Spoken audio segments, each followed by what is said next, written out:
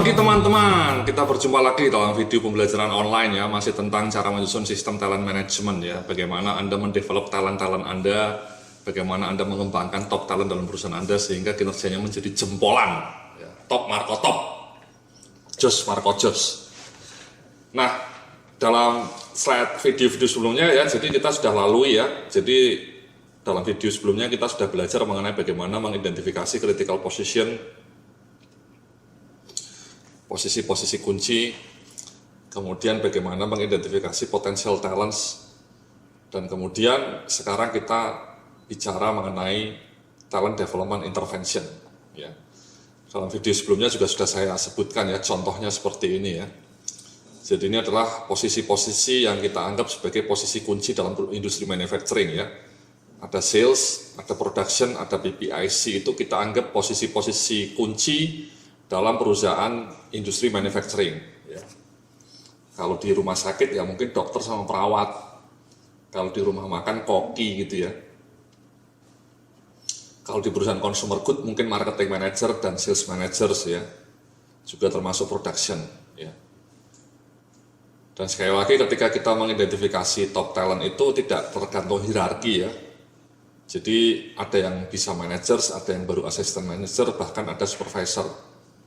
Tapi kalau kita menganggap PPIC ini sebagai sebuah bidang yang kunci, ya kita akan pilih top talent dari bidang itu. Ketika kita menyebut bahwa production ini merupakan salah satu bidang kunci, ya kita akan pilih orang-orang dari production untuk dikembangkan menjadi top talent. Nah kebetulan di sini contohnya adalah dia assistant manager John Pambudi ini, sama Margono sama Marisa Natasa. Yang setelah di-assess, mereka lah yang berada pada posisi nomor 9 ini ya, top talent. Ya. Hasil asesmennya highly recommended, skor KPI-nya juga selalu di atas 95. Nah saya di sini dalam video kali ini akan menunjukkan bagaimana panduan untuk melakukan coaching dan special assignment ya. Jadi coaching sama special assignment ini merupakan salah satu metode untuk pengembangan talent ya. Jadi ini mas ya, jadi di panduan coaching for talent development ini saya akan memberikan contoh mengenai bagaimana melakukan talent coaching untuk talent development. Jadi pengertian coaching sendiri merupakan ini mas ya, bisa Anda perhatikan ya, proses pemberian umpan balik pengembangan dari atasan kepada bawahan. Tujuan coaching adalah memberikan umpan balik untuk peningkatan kompetensi bawahan melalui serangkaian pertemuan yang bersifat reguler, terfokus pada hasil dan dimonitor secara kontinu. Coaching yang dilakukan secara sistematis dan reguler merupakan salah satu pilar untuk pengembangan talent unggul, talent-talent yang cetar membahana. Ya. Jadi nanti Marisa sama John Pambudi ya, tadi yang sudah kita minta mereka melakukan coaching dengan GM Factory-nya John Pambudi. Kalau Marisa dengan direktur salesnya itu melakukan proses seperti ini ya. Nah, prosedurnya seperti ini ya, jadi atasan dan bawahan sepakat menyusun jadwal kegiatan sesi coaching minimal setiap bulan sekali. Jadi tadi kita minta Marisa melakukan 12 bulan ya, jadi 12 kali dia melakukan coaching dengan direkturnya. Pertemuannya one on one, durasinya 60 menit ya, maksimal lah ya mungkin ya, bukan minimal ya. Mungkin bisa 30 menit, bisa 45 menit ya. Agendanya apa? Review progres pelaksanaan program kerja dari Marisanya ya, diskusi tentang tantangan dan solusi untuk hasil kerja yang lebih optimal.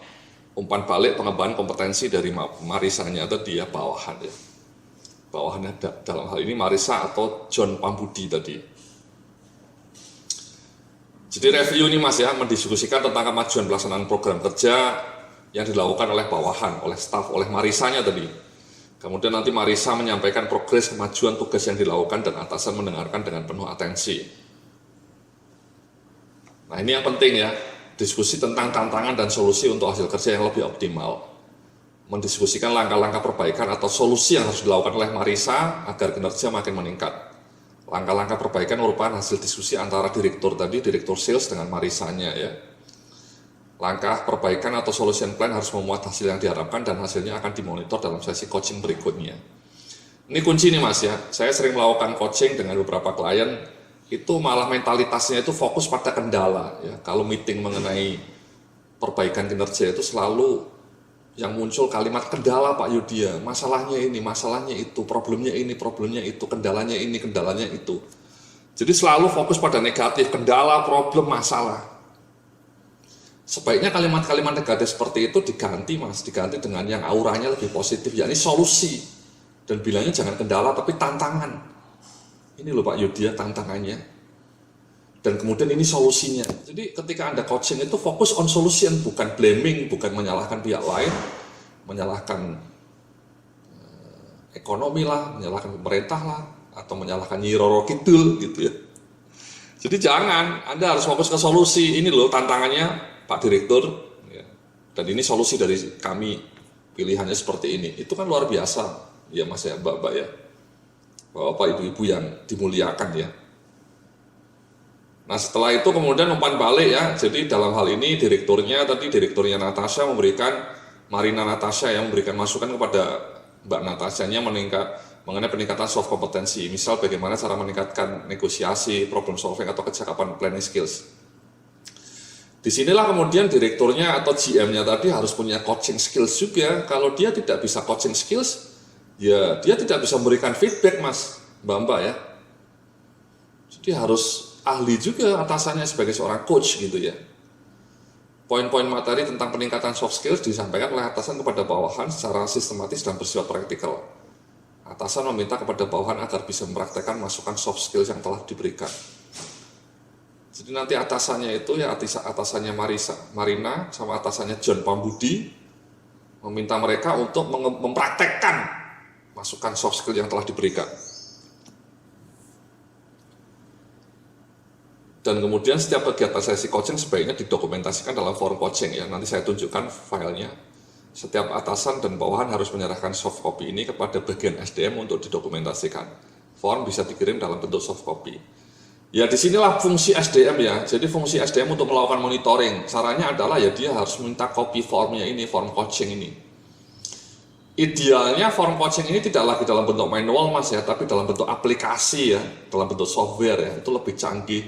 Apalagi dalam apps, dalam bentuk Android misalnya. Jadi orang HRD-nya menyiapkan form coaching itu dalam bentuk aplikasi di Android.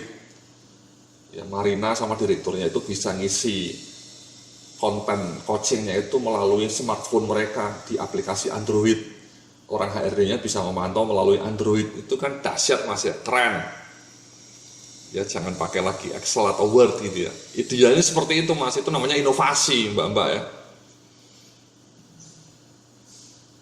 Boro-boro bikin aplikasi di Android Pak Yudhya, bikin form coaching aja belum ada kita, waduh ya repot ya. Nanti saya tunjukkan form coachingnya ini ya. Jadi itulah adalah panduan untuk sesi coaching ya, Mas-mas Mbak ya. Jadi Anda bisa menggunakan ini ya sebagai sebuah acuan untuk melakukan coaching supaya nanti ini Marina Natashanya dan John Pambudinya melakukan coaching 12 kali ya, dengan direkturnya, dengan GM Factory itu bisa optimal. Mereka sudah hebat saat ini, sudah masuk top talent kategorinya 9. Nah supaya lebih hebat mereka di coaching lagi, itu namanya pendekatan strength based revolution. Jadi pengembangan talent itu bukan lagi pada gap, bukan pada kelemahan, tapi justru kekuatanmu di mana di coach supaya makin tangguh, makin cetar membahana. Oke, itulah ya video kali ini mengenai panduan coaching. Nanti saya akan lanjutkan dengan panduan untuk melakukan special assignment. Terima kasih, sampai jumpa dalam video berikutnya.